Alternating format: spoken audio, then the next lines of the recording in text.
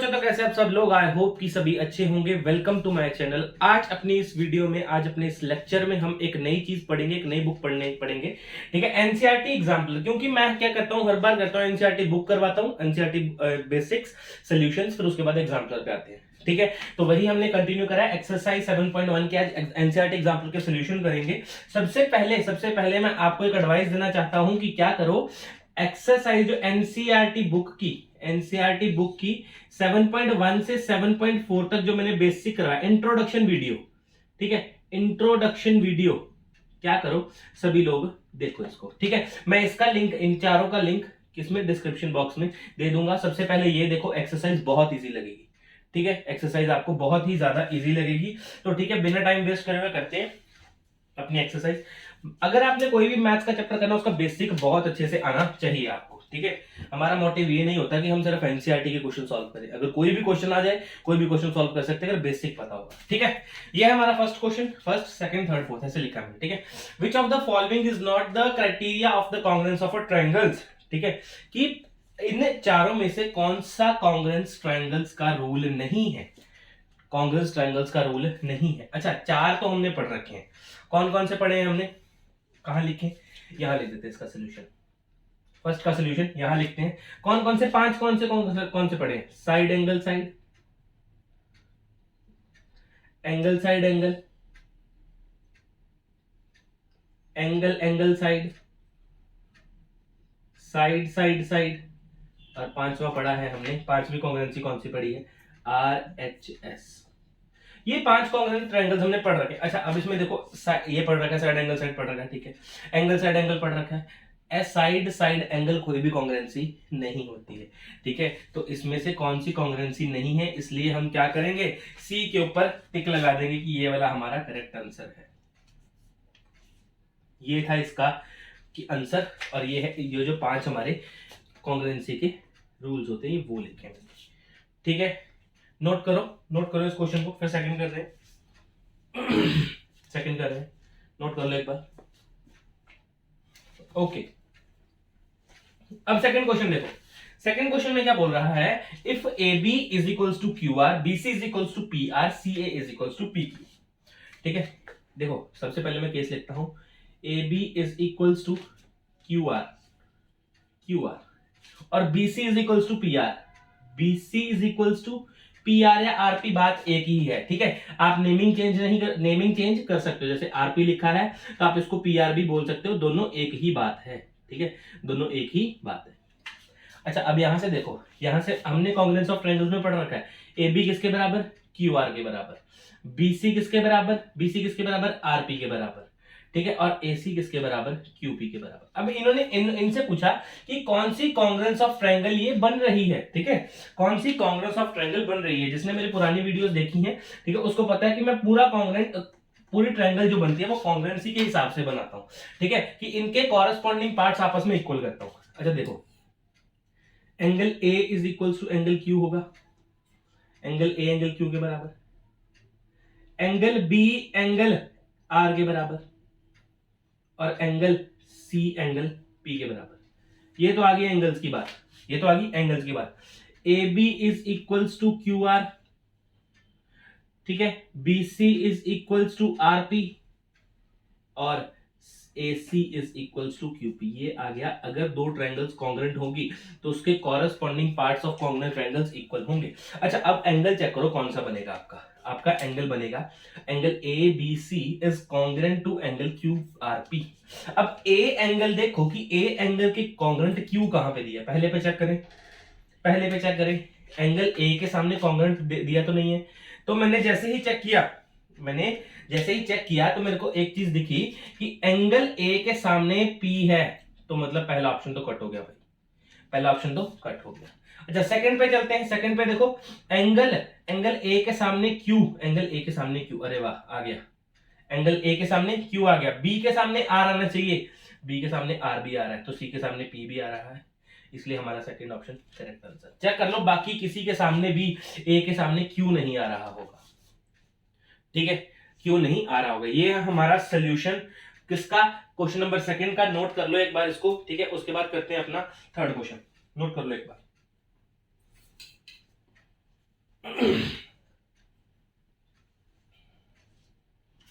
Third solution देखो क्या है, in triangle ABC AB is equals to AC। इन क्या है, AB is equals to AC। मतलब क्या है,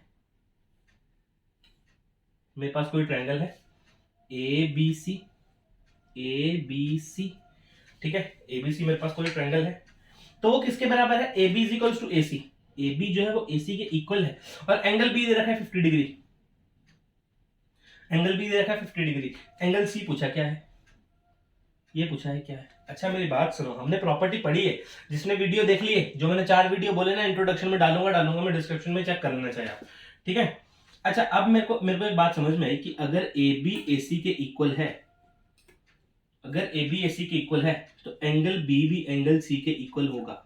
रीजन क्या है, रीजन क्या है, angles opposite to equal sides are equal. Equal sides के ऑपोजिट एंगल्स भी आपस में इक्वल होते हैं। मैं डायरेक्टली बोल सकता हूं कि angle B is equals to 50 है, तो एंगल C भी कितना होगा, 50 डिग्री ही होगा।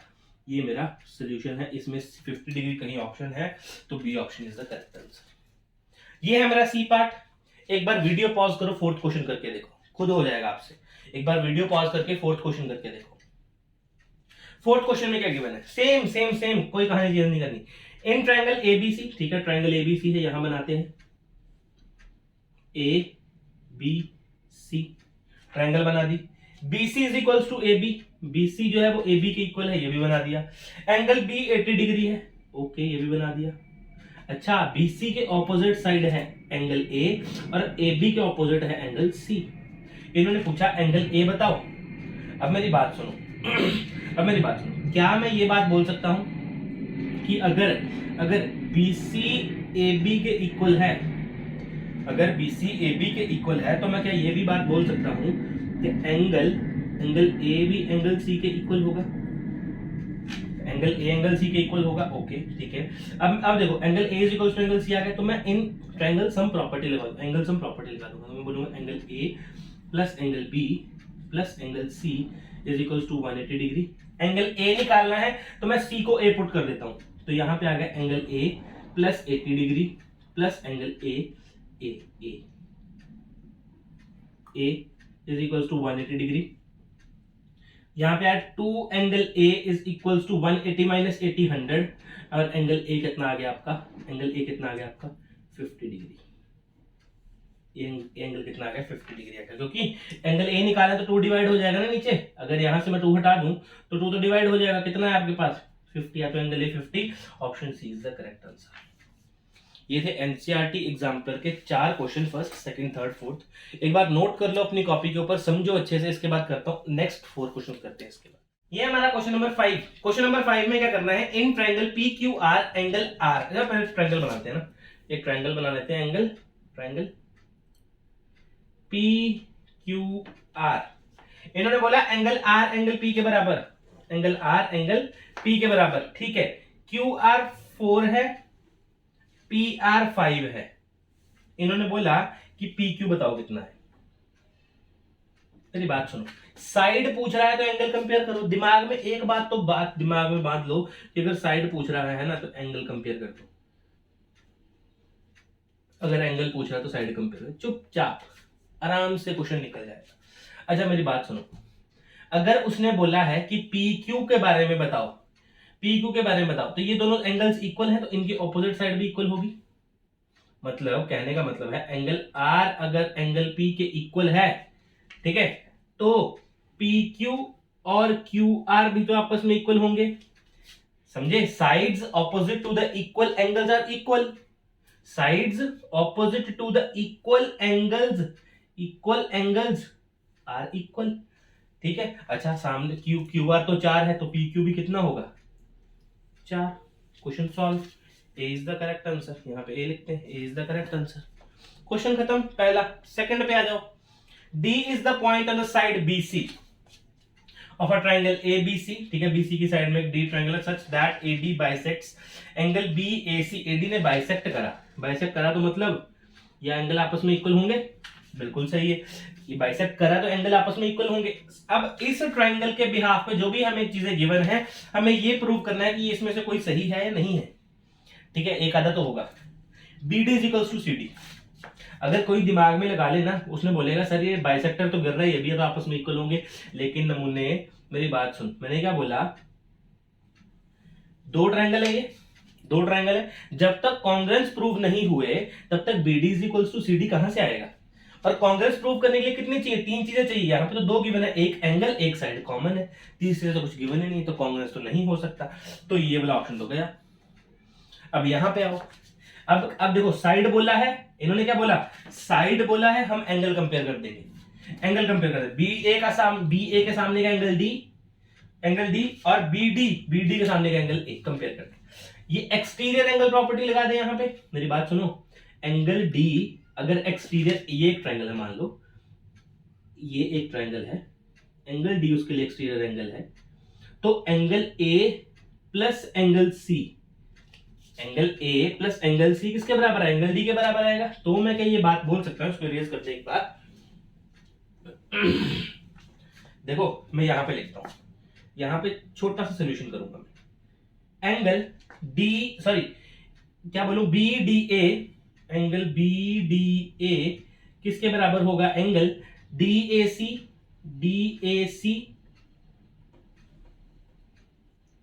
Plus angle ACD plus angle ACD, इसके बराबर होगा एक्सटीरियर एंगल प्रॉपर्टी। आगे कंडीशन में क्या लिख देना, एक्सटीरियर एंगल प्रॉपर्टी।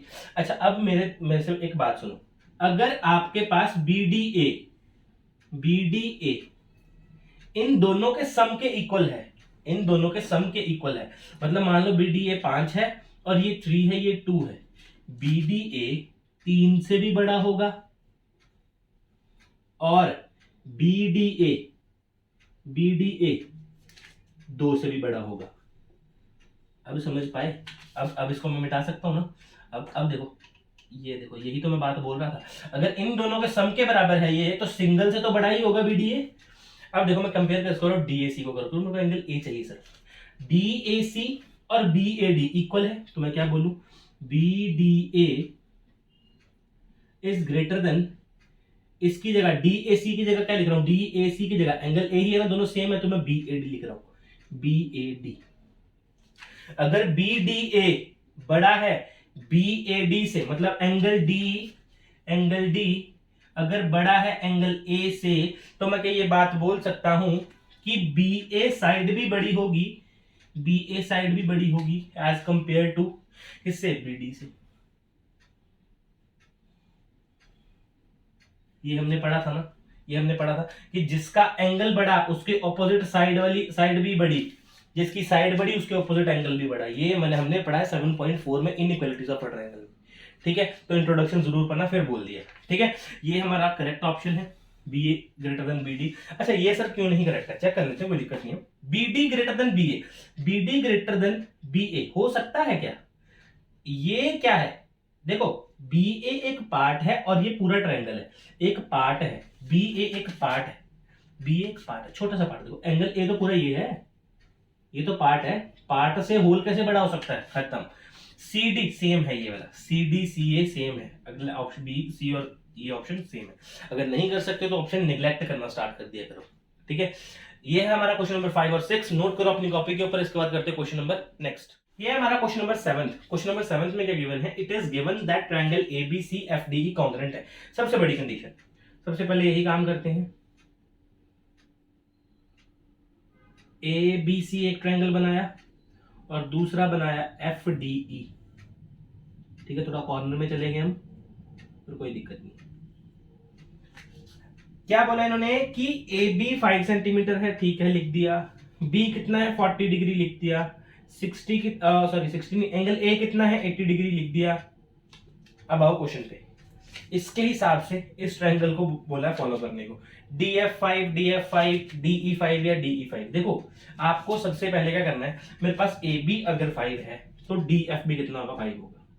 एक कंडीशन, एक दिमाग में मेरे एक बात तो चिपक गई कि एंगल A या B में से कोई आंसर है, एंगल A या B में से कोई आंसर है। अब मेरी बात सुनो, एंगल A कितना है 80 है, एंगल F भी 80 होना चाहिए। यहां से ऑप्शन खत्म, ऑप्शन बी करेक्ट आंसर है, ठीक है। लेकिन निकाल के बताता हूँ, ठीक है। इसको बोलते हैं निग्लेक्ट पावर, है ना, या आंसर को निग्लेक्ट करने की पता होना चाहिए कैसे करना है। देखो in triangle A B C, sir ये क्यों निकाल रहे हो, क्योंकि देखो ए को कंपेयर किया एफ के साथ 80 नहीं है, बी को डी के साथ करा डी भी गिवन नहीं है, तो इसलिए मैंने सी निकालने की कोशिश करी। सी कितना निकलेगा, angle A plus angle B plus angle C is equal to 180 degree. यहां पे इन दोनों को सम करूंगा, 120 एंगल सी कितना आएगा 180 डिग्री माइनस 120, और एंगल सी कितना आएगा 60 डिग्री। अगर एंगल सी मेरे पास 60 डिग्री है, चेक करो, अगर एंगल सी 60 डिग्री है तो एंगल ई भी कितना होगा 60 डिग्री ही होगा। चेक करो कौन सा आंसर आ गया, बी ऑप्शन करेक्ट आंसर आ गया। यही तो इस क्वेश्चन में करना था, ठीक है। ये हमारा क्वेश्चन नंबर 7, नोट करो अपनी कॉपी के ऊपर। इसके बाद करते हैं क्वेश्चन नंबर 8। ये हमारा क्वेश्चन नंबर 8। क्वेश्चन नंबर 8 देखो बहुत अच्छा क्वेश्चन है। Two sides of a triangle of length 5 centimetre 1.5 centimetre, दो गिवन है, ठीक है, दो गिवन है, 1.5 और 5। उसने बोला कि तीसरी साइड क्या नहीं होनी चाहिए, तीसरी साइड क्या नहीं, अच्छा ट्रायंगल्स का प्रॉपर्टी समझो, ट्रायंगल्स का प्रॉपर्टी समझो कि दो साइड्स को, मान लो ये ए है, ये बी है, ये सी है, अगर मैं A B plus B C करूं तो वो हमेशा बड़ी होगी किससे, ए सी से। यही तो प्रॉपर्टी बोलती है ना, कि दो साइड्स का सम तीसरी साइड से हमेशा बड़ा होगा। अब मेरी बात सुनो, क्या करोगे तुम लोग क्या करोगे अपने दिमाग से, तुम लोग करोगे 5 प्लस 5.0 हो गया ना, मतलब प्लस 1.5, आप बोलोगे सर 6.5 टोटल आ गया, इसमें से तो कोई आंसर नहीं है ना, इसमें से कोई भी आंसर नहीं है। लेकिन मेरी बात सुनो, आप इसको थर्ड साइड रहने दो, सेम एज यही केस लगाओ, सेम एज यही केस लगाओ। 1.5 में अगर मैं 3.6 ऐड करूं कितना आ रहा है 1.345, 5.1, ये तो बड़ा हो गया, मतलब ये काम हो सकता है। यहां पे आया 5.1 इज ग्रेटर देन 5, ये काम तो डन है, हो गया। अच्छा सेकंड में देखो 1.5 और 4.1 को ऐड करूं तो 6.5, सॉरी 5.6, तो 5.6 भी तो बड़ा है, ये काम भी हो सकता है। थर्ड देखो 3.8 को 1.5 में ऐड करूं 13, और 5.3, ये भी काम हो सकता है, ये काम भी हो सकता है। आंसर यही है ना, क्योंकि सारे ऑप्शन तो सही हैं, यही तो गलत होगा फिर। 3.4 और 1.5 कितना है 9.4, 4.9 आ गया, तो इसको बोलेंगे 4.9 is less than 5।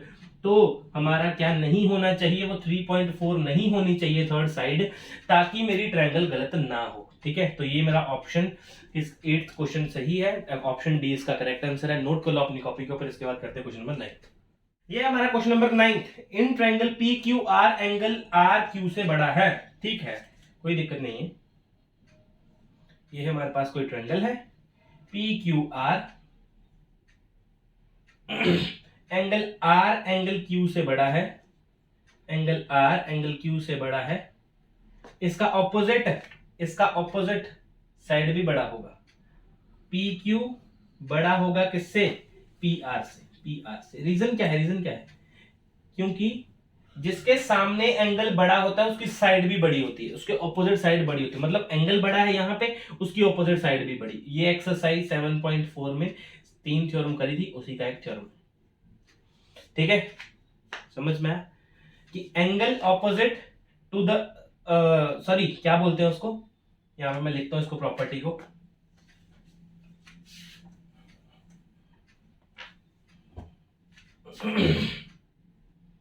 Side opposite to the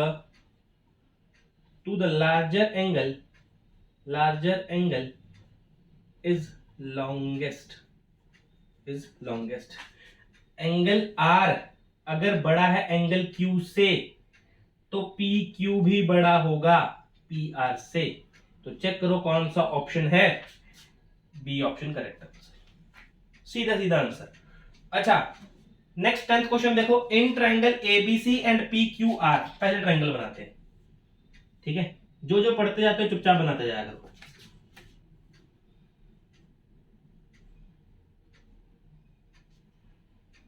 यहां पे है ए बी सी, यहां पे है पी क्यू आर, सही है।